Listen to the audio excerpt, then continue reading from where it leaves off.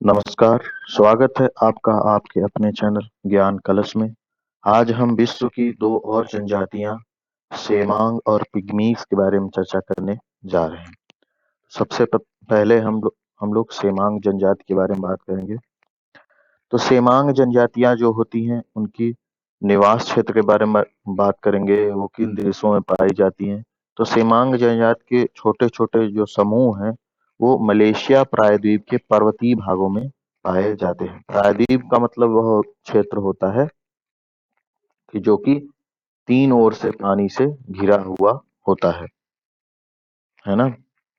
और साथ ही ये मलेशिया और थाईलैंड दोनों ही देशों में पाई जाती हैं। अगर मैं आपको लोकेशन दिखाऊं तो यहाँ आप देख पा रहे हैं स्क्रीन पे, यहाँ पे है ये मलेशिया,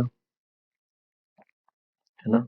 मलेशिया, इधर भी मलेशिया का पोर्शन है कुछ, यहाँ है बोर्नियो, ये इंडोनेशिया है, ये जावा सी है, ये सिंगापुर है। तो जो सेमांग जनजातियां हैं मलेशिया में ज्यादातर पाई जाती हैं और साथ ही साथ में थाईलैंड में पाई जाती हैं। ठीक है। तो सेमांग जनजाति जो यहाँ पाई जाती है, आपका कमेंट करके ये बताना है कि इस क्षेत्र से कौन सी रेखा गुजरती है ना? इस क्षेत्र से कौन सी रेखा गुजरती है? क्या वह कर्क रेखा है? क्या वह विषुवत रेखा है? और क्या वह मकर रेखा है? इनमें से कौन सी रेखा जो है इस क्षेत्र से गुजरती है, जितना आपको दिखाया जा रहा है ना? तो मलेशिया का लोकेशन है। फिर इधर देख सकते हैं इंडोनेशिया, तो इंडोनेशिया का ही है सुमात्रा। ये मतलब इंडोनेशिया देश में ही कई द्वीप हैं, तो ये सुमात्रा है, ये जावा है ना? और इधर मलेशिया है, यहाँ पे भी मलेशिया है। तो ये सेमांग की लोकेशन है, इसी के आसपास ये पाए जाते हैं। ये निग्रीटो के वंशज हैं और उन्हीं के समान देखने में ये छोटे दिखते हैं। अभी हम इनका दिखाएंगे कैसे दिखते हैं। और निग्रीटो जातियों से मिलते-जुलते रहते हैं। साथ ही ये मलय जाति, एक मलय इस क्षेत्र के को मलय प्रायद्वीप भी कहा जाता था। तो यहाँ की जो पहले की जनजातियां थी उनसे क्या हो गए हैं, मिलजुल गए हैं और उनकी आदतों को ग्रहण कर चुके हैं। इसका मतलब ये है कि ये घुमक्कड़ टाइप के होते हैं, ना तो कोई फसल उगाते हैं, ना तो पशुपालन करते हैं, है ना? और इनके जो समुदाय हैं बहुत छोटे होते हैं, बहुत ज्यादा संख्या में लोग एक साथ नहीं रहते हैं, है ना? बड़े से बड़ा अगर कोई दल है उसमें 20 से 25 लोग होते हैं। तो इसकी एक और लोकेशन है जहाँ पे आपको दिखाते हैं। अभी बताए थे ना कि कुछ क्षेत्र थाईलैंड में और कुछ क्षेत्र मलेशिया में इनकी जनजातियां रहती हैं। तो ये मलेशिया का क्षेत्र है, ये जो रेड से आपको दिखाया गया, तो यहाँ ये है।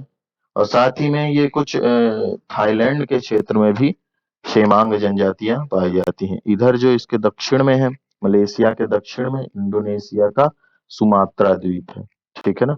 यहाँ से ये एक जल संधि है ना? इसका नाम आपको कमेंट करके बताना है, ये कौन सी जल संधि है यहाँ से, है ना? ये जो रास्ता है, ये कौन सी जल संधि है? या दो स्थलों को विभाजित कर रही है और दो जल के क्षेत्रों को जोड़ रही है ना? तो जल संधि, इसका नाम कमेंट करके बताइए। इनको जैसे ये देखिए, ये सेमांग जनजाति के लोग हैं, है ना? कुछ इस तरह से आपको दिखते हैं। आप देखेंगे कोई भी जनजाति है वो एकदम सूट बूट पहन के विकसित जैसे सभ्य हम लोग अपने को कहते हैं, वैसे नहीं दिखेंगे वो। आप अपने आसपास भी अगर देखेंगे कि आदिवासी अगर हैं तो वो इसी तरह से रहते हैं। अब भले ही जैसे जैसे आधुनिकता आ रही है तो वो थोड़ा परिवर्तित होते जा रहे हो, जैसे इन्होंने ये रेडीमेड कपड़े पहने हुए हैं कुछ, है ना? तो ये लेटेस्ट समय की फोटोज हैं। ये पहले समय की फोटोज अगर आपको दिखाएंगे तो उसमें आप देखेंगे कि वो इनके पास रेडीमेड चीजें नहीं है, सब चीजें प्रकृति से प्राप्त करते हैं। जनजातियां प्रकृति के नजदीक होती हैं। आगे चलते हैं।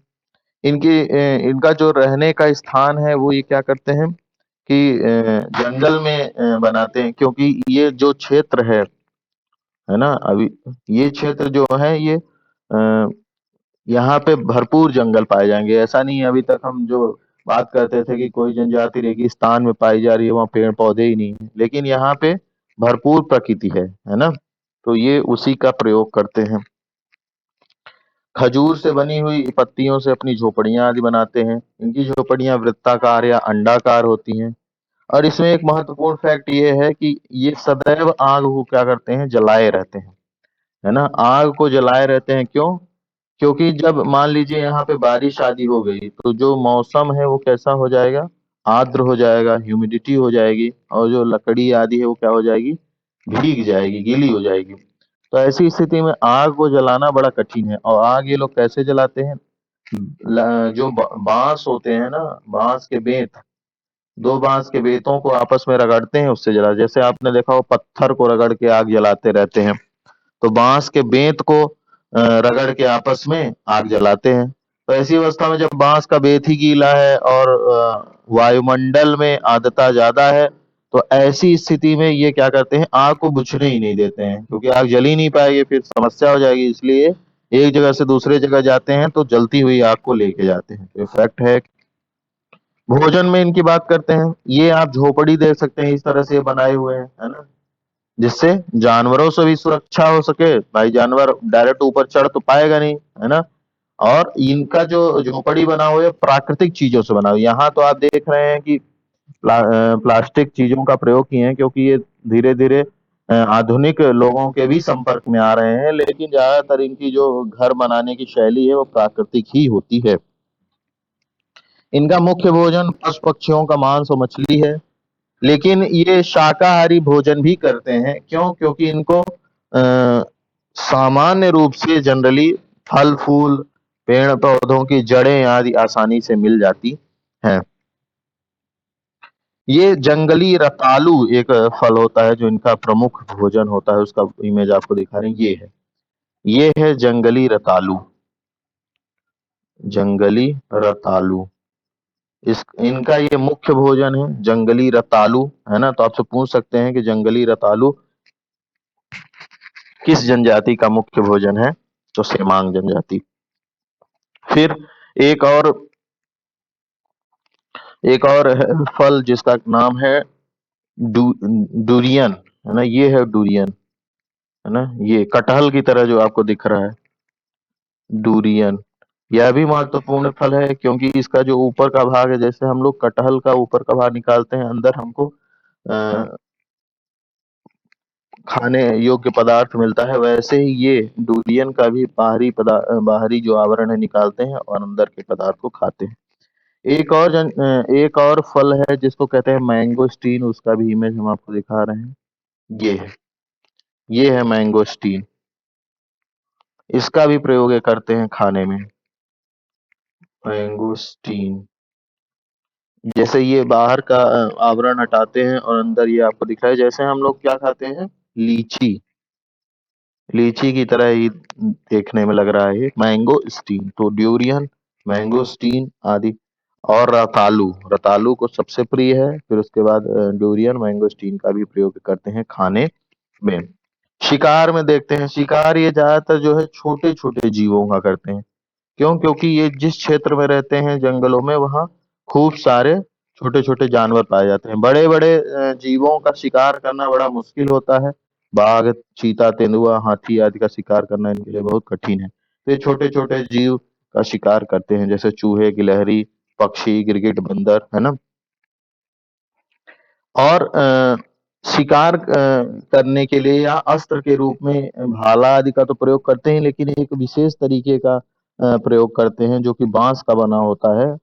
वो कुछ इस तरह का होता है, जैसे मान लीजिए बांस को इन्होंने लिया और उसके अंदर के भाग को एकदम साफ कर दिया, मतलब बांस, एक खोखला बांस लिया। एक तरफ इन्होंने या तो चमड़े की या तो छाल की बनी हुई कटोरी की तरह बांध दिया, जिससे कि ये फूंक सके, है ना, छोटा सा छिद्र हवा का रहे जिससे हवा प्रवेश कर सके। इधर कुछ ऐसा बनाते हैं कि इधर मान लीजिए इन्होंने तीर आदि रख दिया और इसको फूंके तो ये तीर जो है निकले और निशाने पे लग जाए। आपने अगर चाइनीज, कोरियन ये सब मूवीज देखा हो तो उसमें कभी न कभी देखा होगा कि एक वो कभी कभी जो लड़ाई आदि होती है तो उसमें मुंह से फूंक के निशाना लगाते हैं, उससे तीर निकलता है ना। तो वो उससे ये इस तरह के यंत्र का ये सेमांग जनजातियां प्रयोग करती हैं। इनका जो तीर होता है उसमें एक विष लगाए रहते हैं, है ना। इपोह नाम है उसका, उस विष का क्या नाम है? इपोह। तीर जो होते हैं, तीर का प्रयोग करते हैं, तीर कमान, तो उसमें इपोह नामक विष का ये प्रयोग करते हैं, है ना। विष आप जानते हैं, जनरली विष तीर के नोक पे लगाया जाता है, जिससे कि जब शिकार को लगे तो तुरंत ही या कुछ समय में मृत हो जाए, है ना। और ये जो विष है ये किस वृक्ष से निकाला जाता है? उपास वृक्ष के गोंद से। उपास वृक्ष आपको दिखा रहे हैं, ये है ना। उपास वृक्ष, इसी के गोंद से क्या है, इसी के गोंद से इपोह इपोह नामक विष क्या करते हैं, निकालते हैं और उसको तीर में लगाते हैं। ठीक है। इसका जो विष होता है ना, इपोह, ये अगर ताजा विष है तो जो पक्षी होते हैं और छोटे पशु होते हैं उनके लिए बहुत ही घातक होता है। साथ ही में ये कभी कभी शिकार करने के लिए अंजीर के चिपकने वाले रस का भी प्रयोग करते हैं, है ना। जैसा कि अभी तक जनजातियों में हम देखते आए हैं, शिकार का काम केवल पुरुष ही करते हैं, तो सेमांग जनजाति में भी शिकार का कार्य केवल पुरुष करते हैं। ये सेमांग जनजाति के लोग हैं, आप देख सकते हैं, ये प्रकृति से ही बने हुए कपड़े आदि का प्रयोग किए हुए हैं और ज्यादा वस्त्र का प्रयोग नहीं करते हैं, है ना। इनके जो कपड़े भी होते हैं ये रेशे से बनाते हैं। रेशे जो पेड़ों की छाल होती है उसको कूटते हैं, अब पुराने समय से होता जा रहा है, और कूट करके उससे छाल निकाल रेशा निकालते हैं और उस रेशे से अपने कपड़े का निर्माण करते हैं। यहाँ पे सेमांग जनजातियां जो है गोदना या टैटू भी बनवाते हैं। जैसे यहाँ पे एक अगर आप पुरानी महिला को देखें जो सेमांग जनजाति से, तो उसके हाथ पे आप देख सकते हैं टैटू बना हुआ है, ठीक है ना। तो ये जो है टैटू बनवाने के भी शौकीन होते हैं। आगे चलते हैं। सेमांग जनजातियों में जो हथियार है वो बांस के ही बने होते हैं, है ना। और यहाँ पे कृषि आदि का ज्ञान बिल्कुल नहीं है, क्योंकि ये लोग एक ही स्थान पे रहते नहीं हैं, समय समय पर बदलते रहते हैं। बांस का प्रयोग करते हैं, इसलिए बांस की टोकरियां आदि बनाकर बेचते हैं। धीरे धीरे खेती सीख रहे हैं और पेड़ पौधे भी लगाना सीख रहे हैं।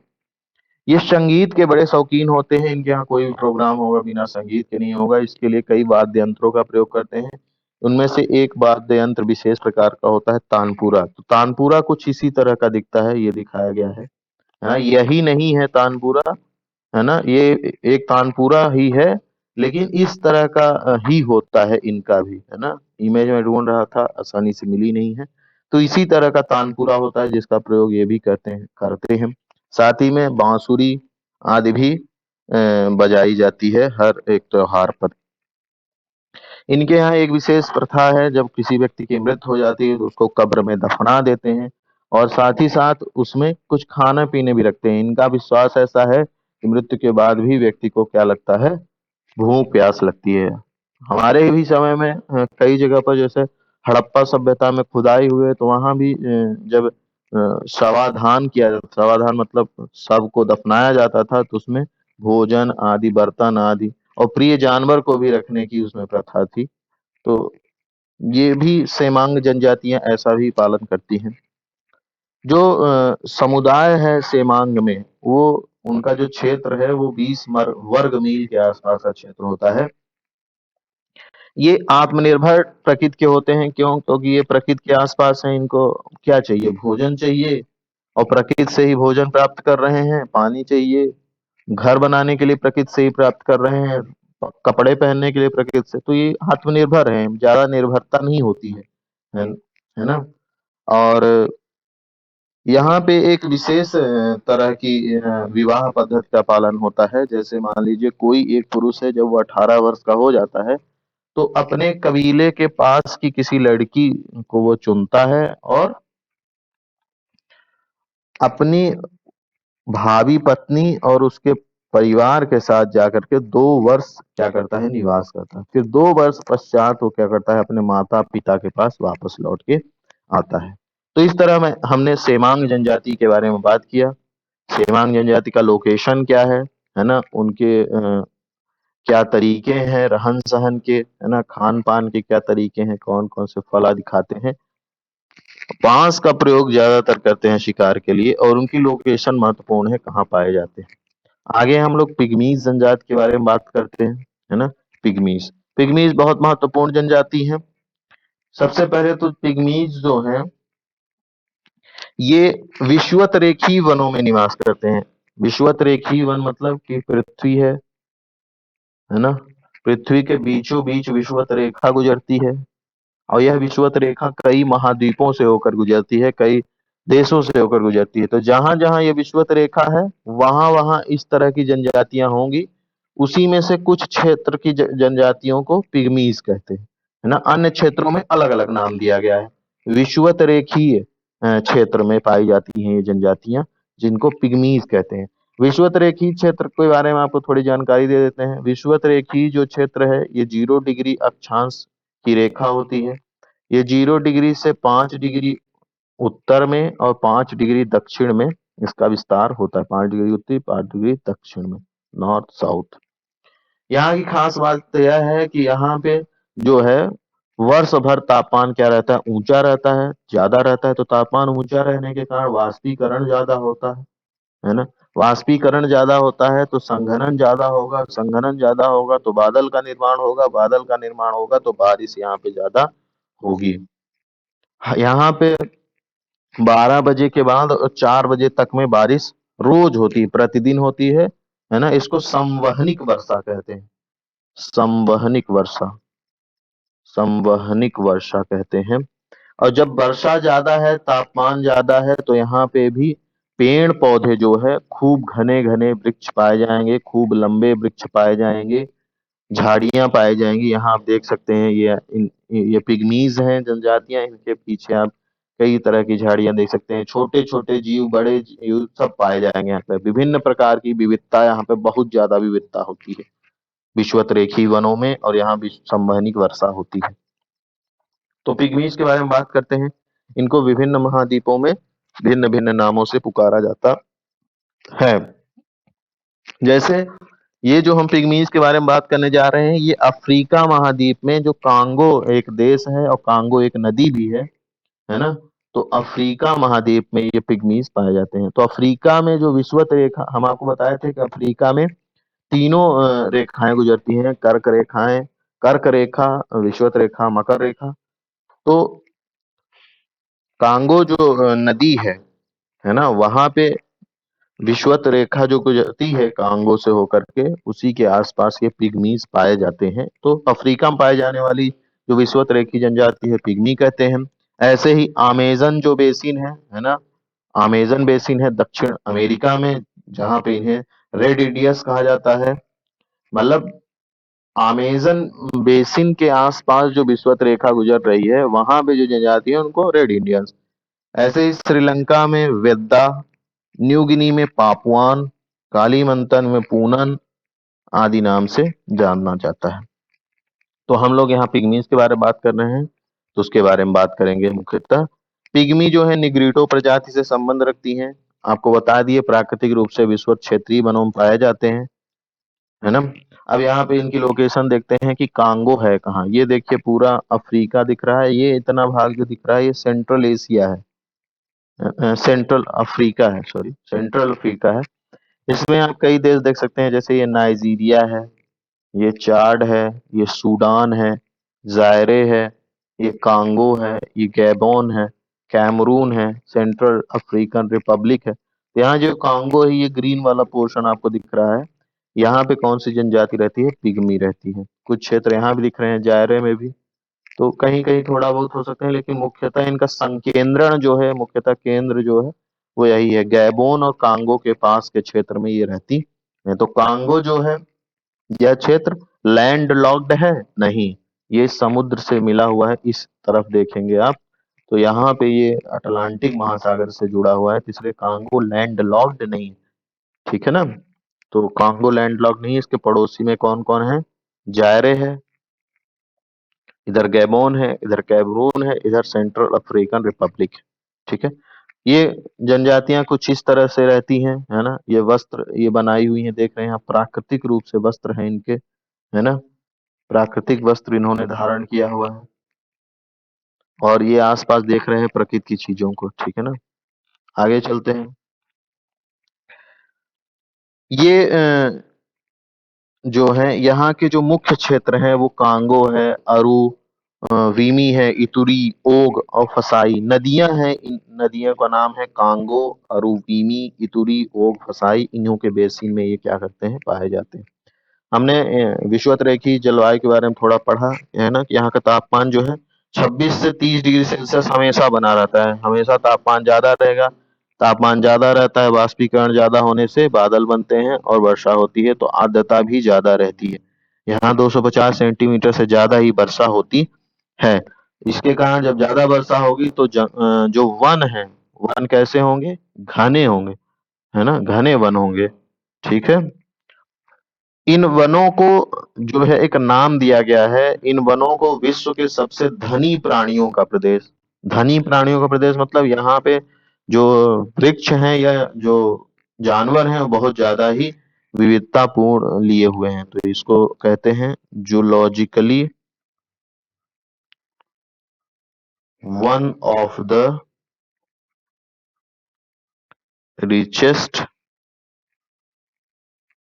रीजन्स, है ना। Zoologically one of the richest region मतलब कि विश्व के सबसे धनी प्राणियों का प्रदेश, क्योंकि यहाँ पर अनेक प्रकार की रंग बिरंगी तितलियां, मकड़ियां, टिड्डे, चींटियां, काकरोच, छिपकली आदि पाई जाती हैं।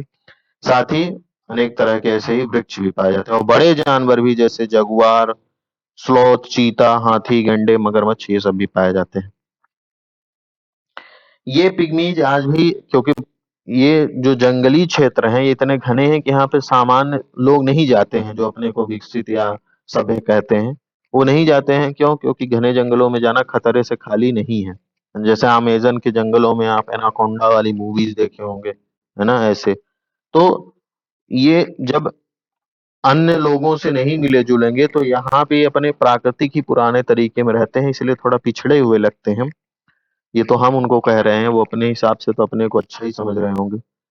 तो ये मुख्यतः शिकार और मछली पकड़ने का काम आदि करते हैं। इनकी जो उपजातियां हैं उनके लिए एक शब्द प्रयोग किया जाता है, महत्वपूर्ण है, अचूवा। अपनी उपजातियों के लिए एक शब्द प्रयोग करते हैं, उसका नाम है अचूवा, ठीक है ना। तो पिग्मी जनजातियां अपने उपजातियों के समूह को अचूवा कहते हैं, ठीक है। तो चार प्रमुख अचूवा हैं, है ना, चार प्रमुख अचूवा हैं, उनके नाम हम आपको बता रहे हैं। जो विषुवत रेखा के, ये मान लीजिए विषुवत रेखा क्षेत्र है, तो उत्तरी क्षेत्र में जो रहती हैं, है ना, ये उत्तर क्षेत्र है, तो उत्तर क्षेत्र में रहने वाले को क्या कहते हैं, मबूती। उत्तर क्षेत्र में रहने वाले को मबूती कहते हैं। मध्यवर्ती भागों में त्वा कहते हैं, त्वा।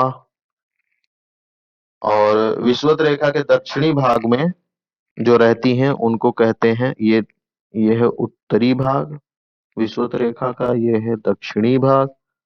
तो उत्तरी भाग में रहने वाली को कहते हैं मबूती, मध्यवर्ती भाग में त्वा और दक्षिण में रहने वाली को बिंगा, बिंगा और गैसेरा, ठीक है। तो इसमें पूछ सकते हैं कि इनकी उपजाति को क्या कहते हैं, पहली बात तो अचूवा कहते हैं। अब पूछ सकते हैं कितनी उपजातियां हैं, तो चार हैं।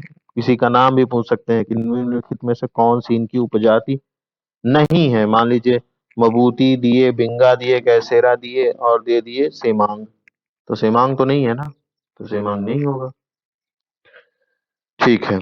ये छोटे कद के होते हैं, बहुत बड़े नहीं होते हैं, ठीक है। इनका जो